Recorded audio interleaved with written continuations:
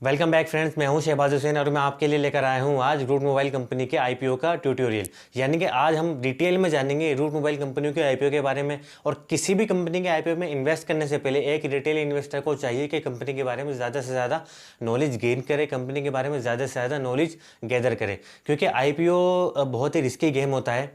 ज़रूरी नहीं है कि किसी भी कंपनी में आप इन्वेस्ट करो और उसका आईपीओ हमेशा प्रीमियम पर खुले।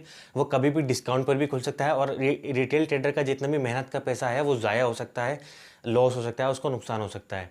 तो एक रिटेल इन्वेस्टर को किसी भी कंपनी के आईपीओ में इन्वेस्ट करने से पहले कुछ चुनिंदा चीज़ों का ध्यान रखना पड़ता है। कंपनी के बारे में उसका कंपनी का एनालिसिस करना पड़ता है, जैसे कंपनी का बिजनेस क्या है, कंपनी का रेवेन्यू मॉडल क्या है, इस कंपनी का जो बिजनेस है उसके में आगे ग्रोथ है या नहीं।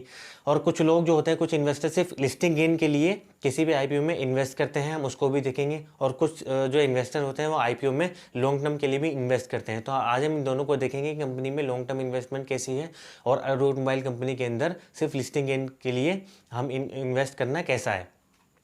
तो सबसे पहले हम ये जानते हैं कि जो रूट मोबाइल कंपनी है उसका बिजनेस क्या है।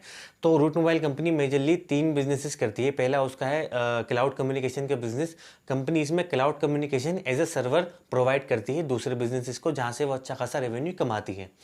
और दूसरा, कंपनी मोबाइल ऑपरेटर का भी बिजनेस करती है। इसमें कंपनी कुछ एसएमएस सर्विसेज प्रोवाइड करती है दूसरे बिजनेसेस को, जहाँ से वो अच्छा खासा प्रॉफिट कमा लेती है। और तीसरा, कंपनी के कुछ बीपीओज भी हैं जिसमें कंपनी दूसरे कंपनी उसको उसके बीपीओ की सर्विस प्रोवाइड करती है और कंपनी अच्छा खासा प्रॉफिट कमा लेती है। तो ये तीनों बिजनेसेस जो हैं ये काफ़ी अच्छे ग्रोथ रखते हैं फ्यूचर के अंदर। तो कंपनी का जो बिजनेस है, रेवेन्यू मॉडल है, वो तो ठीक ठाक है। प्लस में अब हम ये देख लेते हैं कि कंपनी जो आईपीओ ला रही है उसके अंदर वो उसका इश्यू साइज़ क्या है और इश्यू साइज़ के अंदर ऑफर फॉर सेल कितना है और उसके अंदर फ्रेश इश्यू कितना है। तो आईपीओ जो डेट है वो 9 सितंबर से लेकर 11 सितंबर तक की है। प्लस में इसमें जो फ्रेश इशू है वो 240 करोड़ रुपये का रहेगा यहाँ पर। और जो ऑफ़र फॉर सेल है वो यहाँ पर 360 करोड़ रुपये का रहेगा। ऑफ़र फॉर सेल का क्या मतलब होता है, जो कंपनी के प्रमोटर होते हैं यहाँ पर, जो कंपनी के अंदर वेंचर कैपिटलिस्ट का पैसा लगा हुआ होता है, तो वो जब अपने शेयर्स बेचते हैं, जब कंपनी का आईपीओ आता है, तो इन शेयर्स को बेचने के बाद जितना भी पैसा मिलता है ऑफर फॉर सेल में, वो कंपनी के प्रमोटर के पास और जो कंपनी के इन्वेस्टर होते हैं उनके पास जाता है। और जो फ्रेश इशू होता है उससे जितना भी पैसा मिलता है वो कंपनी के फ्यूचर के लिए या फिर कंपनी की ग्रोथ के लिए, उसके जो टारगेट्स हैं उसको पूरा करने के लिए कंपनी के पास जाता है। तो आई होप कि ऑफर फॉर सेल और फ्रेश इशू के अंदर आपका जो डिफरेंस है वो क्लियर हो गया होगा। प्लस में फेस वैल्यू जो रहेगी वो इसमें 10 रुपये पर शेयर की रहेगी। और यहाँ पे आईपीओ का जो प्राइस बैंड रहेगा वो 345 से 350 रुपये का रहेगा। प्लस में मार्केट लॉट इसमें 40 शेयर का रहेगा, क्योंकि आईपीओ के अंदर अगर आपको नहीं पता तो आपको शेयर्स लॉट के अंदर जो है बाय करने पड़ते हैं। तो इसमें कम से कम आपको 40 शेयर्स का एक लॉट बाय करना पड़ेगा। 9 सितंबर से 11 सितंबर तक इसका आईपीओ खुला रहेगा।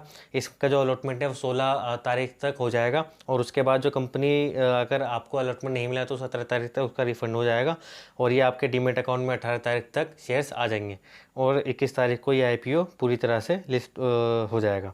रिटेल इन्वेस्टर कम से कम एक लॉट अप्लाई कर सकता है और ज़्यादा से ज़्यादा 14 लॉट अप्लाई कर सकता है, इससे ज़्यादा अप्लाई नहीं कर सकता। मिनिमम आपको 14,000 रुपये की इसमें रिक्वायरमेंट पड़ेगी अगर आप रूट मोबाइल कंपनी के अंदर आईपीओ में इन्वेस्ट करना चाहते हैं। तो इसमें QIBs के पास 50% की हिस्सेदारी यानी कि 300 करोड़ रुपए QIBs के पास है, जो उनका कोटा है।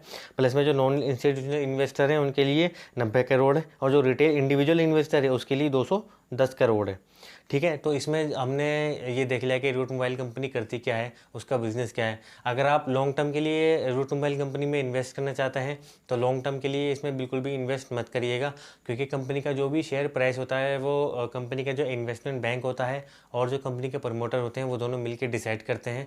और 99.99% कंपनी के जो आईपीओ का प्राइस होता है वो ओवर वैल्यूड होता है, क्योंकि कंपनी खुद डिसाइड करती है उसको। तो लॉन्ग टर्म के लिए आप इसमें बिल्कुल भी इन्वेस्ट मत करिएगा। अगर आप लिस्टिंग गेन के लिए जाना चाहते हैं, सिर्फ लिस्टिंग गेन के लिए आप इसमें इन्वेस्ट कर सकते हैं और इसमें अच्छा खासा लिस्टिंग गेन कमा सकते हैं। तो आज की वीडियो में दोस्तों सिर्फ इतना ही। मैं स्टॉक मार्केट, म्यूचुअल फंड और फाइनेंस से रिलेटेड आपके लिए वीडियोस लाता रहता हूं, तो चैनल को सब्सक्राइब करना मत भूलिएगा और साथ में बेल आइकन हिट करना मत भूलिएगा। मिलते हैं अगली वीडियो में। Thank you.